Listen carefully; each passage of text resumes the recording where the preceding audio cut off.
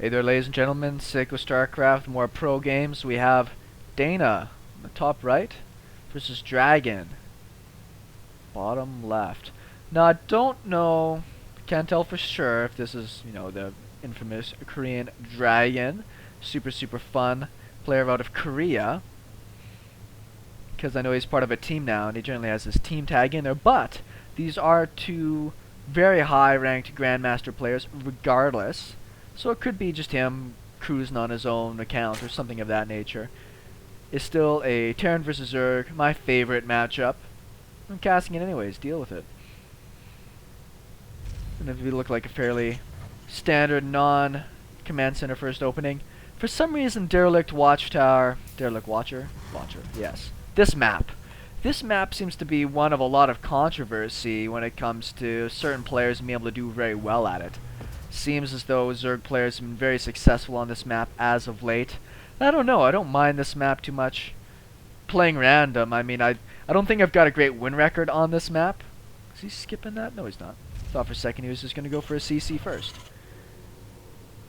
You'll notice that the Zerg player scouted over in this area. This seems to be a super common area for proxies these days for Terran players. Because I think Terran players have been having a lot of difficulty on this map as of late, and it's not easy for me to understand why exactly. I mean, there's a lot of openings into this base for mutalisks and drops and warp prisms and so forth. But it's also quite defensive if you can get out into this area here between your two expansions. It's not really that tough. Floating over command centers out of your main and putting up planetary is pretty straightforward. As a Zerg player, this map requires such good creep spread, because if you don't have it, getting into these other bases and defending them becomes extremely tough. So I don't see why. Oh, nice little block there with the supply depot cutting out any type of vision. It looks like it's just going to be an expansion on this side. He's not even going to worry about finishing that supply depot yet. There he goes. And he's going to go and scout.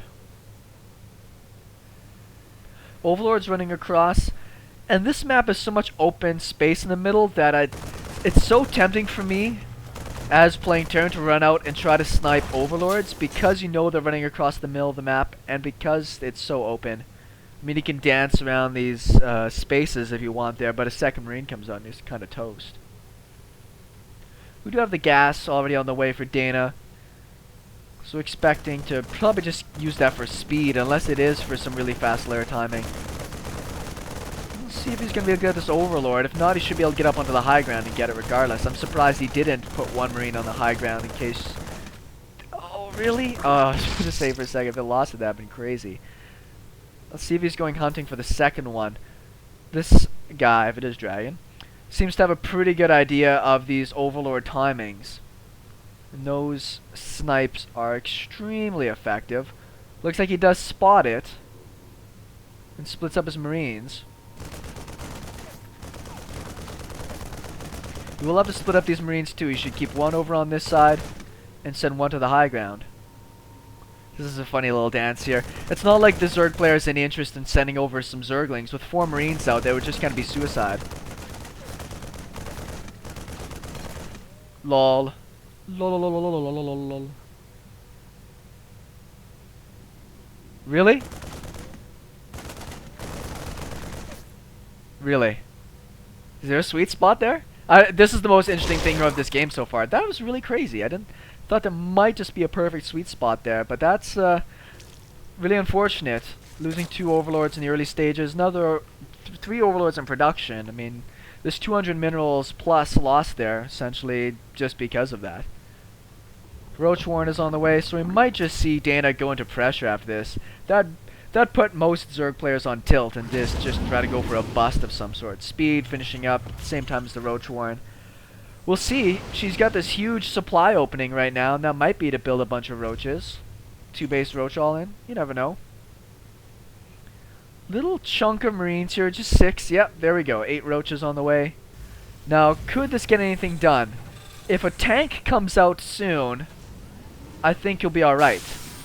The fact that it is 3 command centers first is pretty challenging. These Marines will be able to get an early scout off. It looks like they just want to go and cancel a 3rd base. Not seeing a 3rd base coming out of this time should give him a bit of warning as to what's coming at him.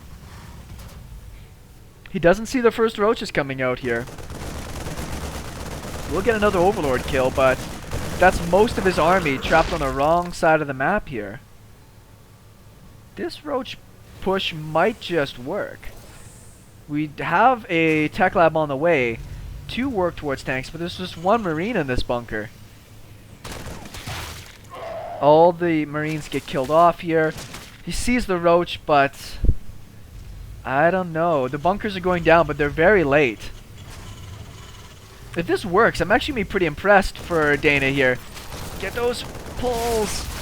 Yeah, it's too late. That bunker's going down for sure. That might just be GG. There is a tank in production. Close the ramp. The marine comes out on the wrong side, unfortunately. Tank is out. You have the nice placement of the engineering bays. That might actually be game changing. Nope. They get past. Think Dragon's just toast. And after a really good opening too. That was a really, really good opening to be able to get those overlords and just... and that's funny. If the Marines actually ran up the ramp into the natural, he would have seen those roaches and have been prepared. But he sent over for the cancellation. So that's just a little unlucky, but just not great preparation out of Dragon as to what kind of responses the Zerg player might have. Great play by DaNa. Thanks everybody for tuning in. SeKo Starcraft. See you later.